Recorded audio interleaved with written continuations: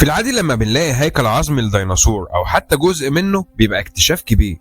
العلماء بيعتبروه كنز وبيتحط في متاحف والناس بتروح تتفرج عليه من كل مكان.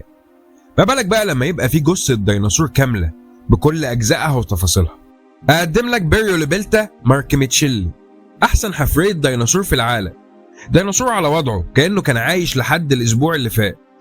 والاكتشاف الكبير ده اللي لقاه مش علماء حفريات ولا آثار، ده اللي وصل له عمال منجم في كندا بالصدفة وهم شغالين.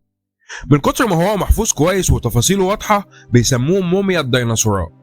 جلده والدرع بتاعه محفوظين بشكل كويس، كأن الزمن اتجمد وما عداش عليه 110 مليون سنة ولا حاجة. وما بنتكلمش على ديناصور صغير، الحفرية وزنها طن و200 كيلو. بيريوليبيلتا ماركيميتشيلي كان ديناصور نباتي مش مفترس، وكان عنده 4 رجلين ودرع على ظهره طلع منه حراشف زي بتاعة التمساح بس على أكبر.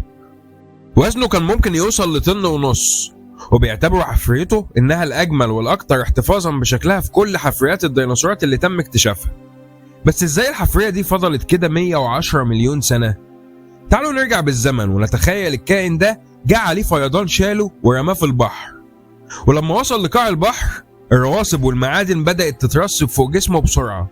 الغطا اللي اتحط فوقه ده منع تحلله وفضل مدفون تحته لحد قاع البحر ده ما طلع فوق سطح الأرض على مدار ملايين السنين، عشان يلاقيه عمال المنجم وهم بيحفروا سليم زي ما هو وثلاثي الأبعاد، وبيورينا صورة واضحة من تاريخ بعيد ما كناش نعرف عنه حاجة.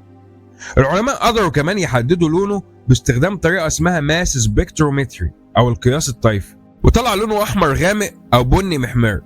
ولأن يتم اكتشاف حفرية ديناصور بنفس الوضوح هتفضل الحفرية دي أحسن حفرية ديناصور تم اكتشافها. ولو طلعت بمعلومة واحدة جديدة أنا هكون مبسوط، وما تنساش دول.